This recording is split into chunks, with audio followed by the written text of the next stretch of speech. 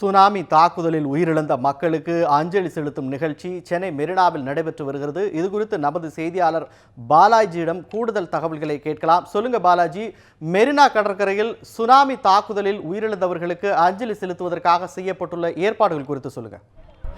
வணக்கம் வெங்கடேஷ். அதாவது 2004 டிசம்பர் 26 12 வருடங்களுக்கு முன்பாக தமிழகத்திற்கு ஒரு புதிதான ஒரு வார்த்தை அப்படின்னு சொன்னோன்னா அது சுனாமி.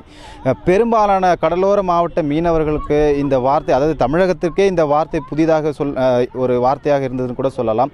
2004 வருடம் ஆழி பேரலையின் மூலமாக தமிழகத்தில் இருக்கக்கூடிய சுமார் 13 மீனவ மாவட்டங்கள் கடல் நீர் உள்புகுந்து ஏராளமான உயிரிழந்த சம்பவம் நடைபெற்ற இந்த தினமானது 12வது ஆண்டாக தற்போது இந்த நினைவு நாளை அனுசரிச்சுட்டு வந்துட்டு இருக்காங்க.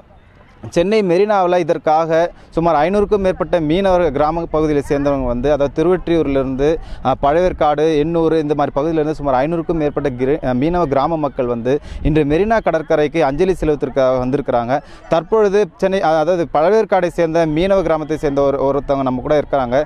அவங்க அந்த நேரத்தில், அதாவது சுனாமி ஏற்பட்ட தினத்தில் எந்த மாதிரியான நிகழ்வை கண்டதுன்றதை நம்மக்கிட்ட இப்போ பகிர்ந்திருக்க போகிறாங்க. அவங்ககிட்ட கேட்கலாம். அம்மா வணக்கம்மா, நீங்கள் பழவேற்காடில் இருந்ததாக சொல்லியிருக்கீங்க. சுனாமி ஏற்பட்ட நேரத்தில் எந்த மாதிரியான ஒரு நிகழ்வு இருந்தது, அதை பற்றி கொஞ்சம் சொல்லுங்கள். சுனாமி வரும்போது அதை பற்றி எங்களுக்கு தெரியாது. காலையில்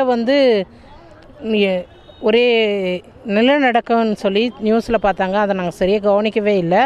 அந்த டைமில் நாங்கள் கிறிஸ்மஸ் மறுநாள் ரிலேஷன் வீட்டுக்காக போயிருக்கும்போது என் கணவர், நீங்கள் இருங்க, நாளைக்கே வாங்க, நாங்கள் மட்டும் போகிறோன்னா 2 பசங்க இருக்குது. 2 பசங்களையும் நாங்கள் விட்டுட்டு என் கடலோர பக்கம் எங்கள் வீடு, அந்த பக்கத்தில் நாங்கள் இருக்கும்போது பசங்களை விட்டுட்டு நாங்கள் போயிருந்தோம்.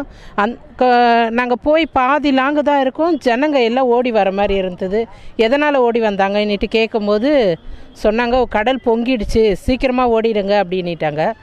அந்த நேரத்தில் நாங்கள் யாரையும் பார்க்கவே இல்லை. என் கணவரோ பிள்ளைங்க எதுவுமே இல்லை. போட்டில் ஏறுங்க நாங்கள் ஏறும்போது கழுத்தளவு தண்ணி வந்துடுச்சு.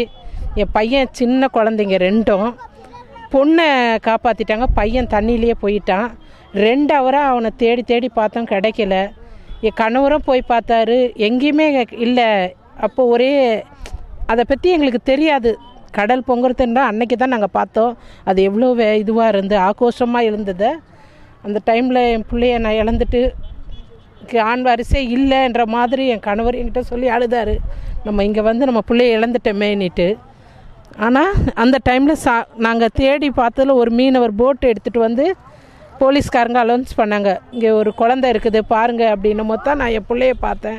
ஆனால் அது வரைக்கும் தெரியாது சுனாமியில் எவ்வளோ பேர் இழந்தாங்கன்னுட்டு.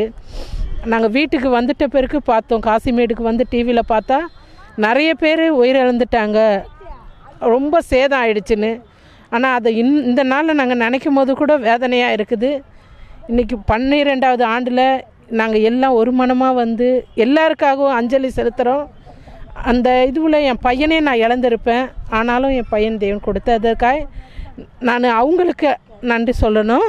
அது மாத்திரம் இல்லை, அதே போல் இந்த நாளில் எவ்வளோ குடும்பத்தை இழந்து, பொருளை இழந்து, வீட்டை இழந்து இருக்கிற ஒவ்வொருக்காகவும் நாங்கள் மனஸ்தாபப்படுறோம்.